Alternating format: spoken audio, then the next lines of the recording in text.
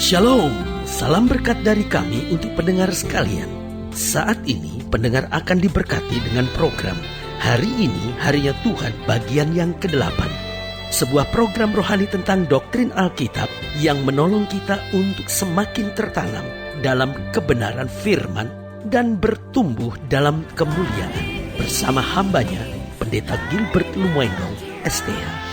Banyak orang merasa doktrin Alkitab sebagai sesuatu yang membingungkan. Tetapi tahukah saudara bahwa doktrin Alkitab intinya adalah memahami Alkitab dengan benar, dengan pemahaman yang sistematis, sehingga kita terus dapat tertanam di dalam kebenaran firman, sehingga kita terus bertumbuh di dalam kemuliaan Allah. Buka hati saudara sekalian untuk menerima berkat-berkat firman-Nya hari ini. Anugerah yang terbesar dalam hidup kita yaitu bahwa kita boleh percaya kepada Allah. Nah, mungkin sudah berkata, pendeta, kenapa kita boleh percaya kepada Allah? Itu merupakan anugerah yang terbesar. Nah, karena dengan kita percaya kepada Allah, Alkitab dengan tegas berkata, bukan kamu yang memilih aku, tetapi akulah yang memilih kamu. Karena tidak ada seorang pun dapat berkata Yesus itu Tuhan, kecuali oleh Roh Kudus. Berarti Allah memberikan rohnya, karena dia memilih kita, karena dia menentukan kita. Nah, bagaimana Allah memilih kita? Pertanyaan sederhana kita perlu tanyakan, adakah orang-orang yang lebih baik dari kita? Adakah orang-orang yang mungkin lebih pantas dipilih daripada kita? Maka kita akan menemukan jawabannya banyak orang yang mungkin jauh lebih baik dari kita, banyak orang yang mungkin lebih sungguh-sungguh, banyak orang yang mungkin lebih kusuk dari kita, banyak orang yang mungkin lebih banyak potensinya daripada kita. Tapi Allah memilih kita untuk percaya kepadanya, bukan karena sesuatu yang kita miliki, tetapi karena kasih setianya yang besar. Nah, kalau Allah sudah mulai menyingkapkan dirinya sehingga kita percaya kepada dia, sehingga dia menentukan pilihannya kepada kita, lalu dia memperlengkapi rohnya buat kita, sehingga kita dapat mengaku percaya kepadanya, lalu kita diangkat sebagai anak-anak Allah, dan kita dapat memanggil dia Bapa. Saudaraku yang kasih dalam Tuhan, bukankah ini anugerah terbesar? Gak ada alasan lagi untuk kita bersungut, gak ada alasan lagi kita merasa tertekan, gak ada alasan lagi untuk kita merasa kecewa. Kenapa? Karena kita sekarang telah diangkat sebagai anak-anak Allah. Berarti kita dapat memanggil dia Bapa. Waktu kita memanggil dia Bapa, berarti dia akan bertanggung jawab buat kita. Waktu kita memanggil dia Bapa, berarti dia akan cukupi segala yang kita perlukan. Waktu kita panggil dia Bapa, berarti dia turut bersedih ketika kita bersedih, dan dia turut bersukacita ketika kita bersukacita. Jangan kau pikir, aduh Tuhan, saya tuh sedih banget, suami saya ngecewain saya sedih banget gitu, anak-anak saya melukai saya sedih banget, istri saya kok gak pernah mau ngerti saya gitu, istri saya cuma nuntut saya terus, istri saya tuh cuma komplain, istri saya tuh kayaknya ngatur mulu. Ya udahlah, saya terserah dia lah, saya udah capek lah ngadepin semuanya itu.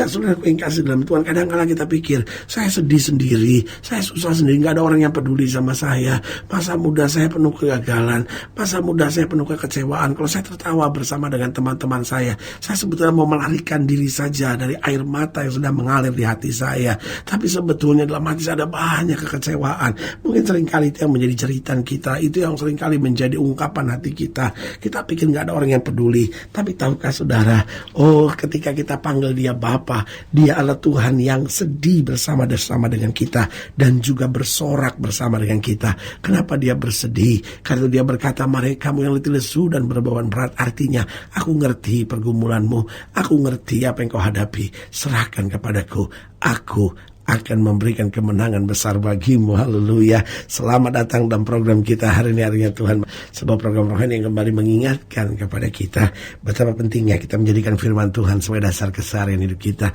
Karena selama kita jadikan firman Tuhan sebagai dasar keseharian hidup kita, langkah-langkah ke depan kita penuh dengan kepastian kemenangan, berkat, mujizat, dan perkara-perkara yang besar. Haleluya.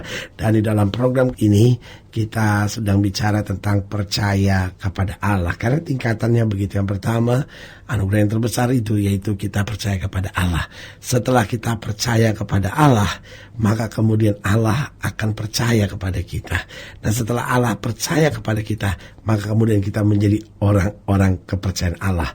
Karena itu kita mulai dulu dengan percaya kepada Allah, kita memanggil Dia Bapa, dan kita adalah anak-anaknya. Haleluya. Nah, dalam program ini pembahasan tentang percaya kepada Allah, kita mau sama-sama lihat dari Yunus pasal 3. Yunus pasal 3 ayat yang keempat sampai ayat yang ke-6. Demikian firman Tuhan. Yunus pasal 3 ayat 4 sampai 6. Mulailah Yunus masuk ke dalam kota itu sehari perjalanan jauhnya. Lalu berseru 40 hari lagi, maka Niniwe akan ditunggang balikan. Orang Niniwe percaya kepada Allah. Lalu mereka mengumumkan puasa. Dan mereka baik orang dewasa maupun anak-anak mengenakan kain kabung. Setelah sampai kabar itu kepada raja kota Niniwe, turunlah ia dari singgasananya. Ditanggalkanlah jubahnya, diselubungkannya kain kabung, lalu duduklah ia di dalam debu. Perhatikan kalimat ini. Yunus mulai berseru 40 hari lagi, maka Niniwe akan ditunggang balikan. Tapi ayat yang kelima, orang Niniwe percaya kepada Allah. Nah, saudaraku yang kasih dalam Tuhan, harusnya Tuhan menghukum Niniwe. Tapi Tuhan perintahkan Yunus dulu untuk mengabarkan kebenaran. Karena Allah tidak akan menjatuhkan hukuman sebelum Dia memperingatkan. Nah, saudaraku yang kasih dalam Tuhan, Yunus memperingatkan. Tapi apa yang terjadi? Mereka bukannya marah, mereka bukannya menolak seperti pada saat Nuh menyampaikan kebenaran ini. Tapi apa yang terjadi? Niniwe percaya kepada Allah. Niniwe bertobat. Lalu apa yang terjadi? Ada sesuatu yang baik. Karena saudaraku yang kasih dalam Tuhan, hal yang penting yang kita terima karena percaya kepada Allah. Karena percaya kepada Allah selalu mendatangkan hal-hal yang penting, hal-hal yang dahsyat, hal-hal yang luar biasa dalam hidup kita. Yang pertama, kita akan beroleh kepastian surga. Saudara, walaupun dosa kita merah seperti ikan misi, walaupun masa lalu kita sangat gelap, walaupun jalan hidup kita sangat buruk, tapi kalau kita mulai percaya kepada Allah, artinya kita mulai mengimani janji Tuhan, kita mulai meninggalkan dosa, kita mulai melepaskan masa lalu kita, lalu kita mulai mengarahkan hidup kita sepenuhnya kepada Kristus. Maka yang pertama, kita akan peroleh kepastian sorga. Karena Alkitab berkata tidak ada seorang pun yang sampai kepada Bapa jika tidak melalui aku. Alkitab berkata di bawah kolong langit ini tidak ada nama lain yang olehnya manusia selamat kecuali di dalam nama Yesus Kristus Tuhan. Jadi yang pertama saya pelajari, hal yang penting kita terima karena percaya kepada Allah. Yang pertama, kita peroleh kepastian sorga. Lalu yang kedua, hidup kita akan terus diperbaharui. Karena ketika kita datang kepada Kristus, kita percaya kepada Allah, maka kita tidak akan dibiarkan, tapi kita diproses, kita dibentuk, kita dibuat makin hari makin indah, kita dibuat makin hari makin berkenan, sehingga hidup kita terus diperbaharui. Alkitab berkata betul, manusia jasmani kita merosot, tapi manusia batinia kita diperbaharui dari hari ke hari. Lalu yang ketiga, karena kita percaya kepada Allah, kita akan memiliki pengalaman-pengalaman yang indah dengan Allah. Oh, saudaraku, ini yang saya percaya. Orang itu kalau hidupnya benar di hadapan Tuhan, orang itu kalau hidupnya percaya kepada Allah, lalu bahkan terus mempercayakan diri kepada Allah sampai menjadi orang-orang kepercayaan Allah, maka dia akan melihat banyak mujizat. Pengalaman-pengalaman yang indah dengan Tuhan menjadi pengalaman tiap hari.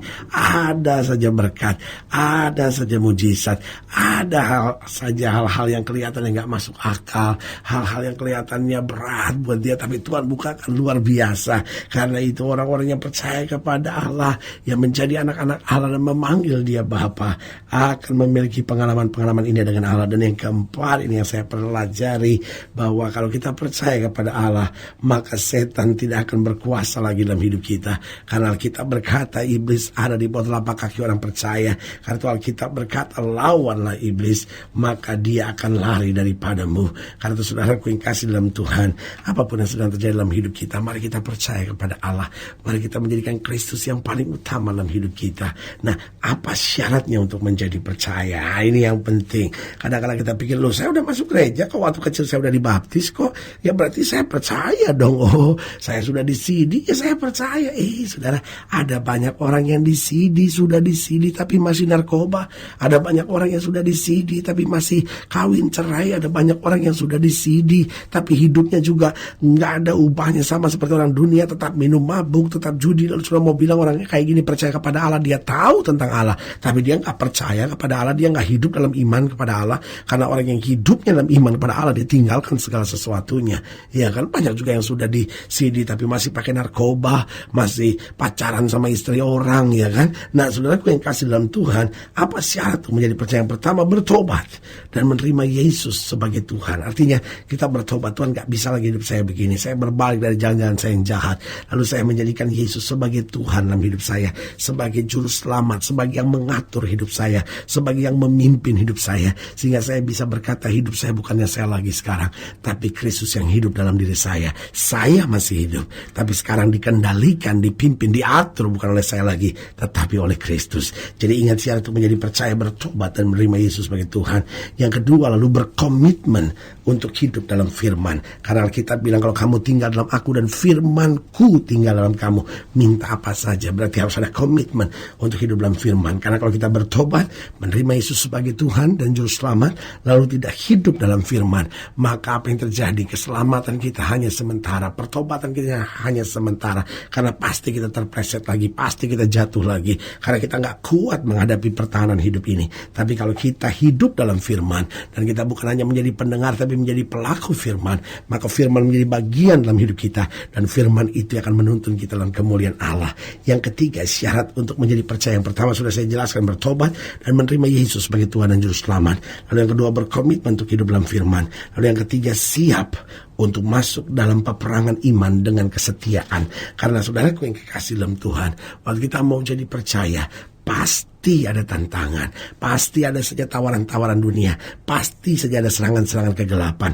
Ini yang saya sebut masuk dalam peperangan iman, lalu hidup dalam kesetiaan, bertahan sampai pada kesudahannya, dan kita akan rebut janji-janji Tuhan yang luar biasa. Haleluya. Saudara yang kasih dalam Tuhan, jika sebagian nilai lebih jauh, hubungi kami melalui telepon, hubungi kami melalui surat, kunjungi website kami, karena kami ada untuk membawa Bapak Ibu Saudara senantiasa lebih dekat pada Tuhan dan mengalami kasih kuasa mujizat yang luar biasa. Haleluya. Secara khusus melalui program ini juga saya mau berdoa buat setiap pendengar sekalian, saudara yang sakit, saudara yang berbeban berat, saudara yang sedang menghadapi masa-masa yang sukar, karena saya percaya bahwa bagi Allah tidak ada perkara yang mustahil. Nah, saudara-saudara yang didoakan secara khusus, boleh taruh tangan kanan saudara di dada dan kita akan berdoa. Mari kita berdoa. Bapa, dalam nama Yesus, hamba doa buat yang sakit, hamba doa buat yang berbeban berat, hamba doa untuk setiap mereka yang sedang menghadapi masa-masa yang sukar, karena hamba percaya bahwa bagi Allah tidak ada perkara yang mustahil. Bapa, hamba berdoa di dalam nama Yesus Tuhan jamah.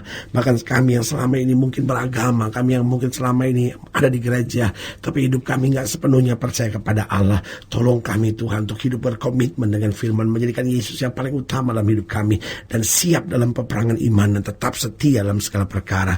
Di dalam nama Yesus hamba berdoa, dan hamba percaya hal-hal yang baik mulai hari ini akan terus berlaku dalam hidup kami, karena kami panjatkan doa kami di dalam nama Yesus, Tuhan Raja Juru Selamat, kekasih jiwa kami. Haleluya. Amin. Saudara yang kasih dalam Tuhan, kita sudah berdoa. Ingat, tidak pernah Allah lalai menepati janjinya. Inilah saatnya buat kita untuk bangkit, bersemangat, bersukacita dalam menghadapi segala perkara, dan jangan lupa carilah dahulu kerajaan Allah serta kebenaran dalam hidup kita, karena kita tahu bahwa orang yang mencari kerajaan Allah serta kebenaran dalam hidupnya, maka semuanya akan ditambahkan dalam hidupnya. Haleluya. Doa saya menyertai saudara sampai berjumpa pada program berikut, dan jangan lupa jadikan hari ini harinya Tuhan. Haleluya.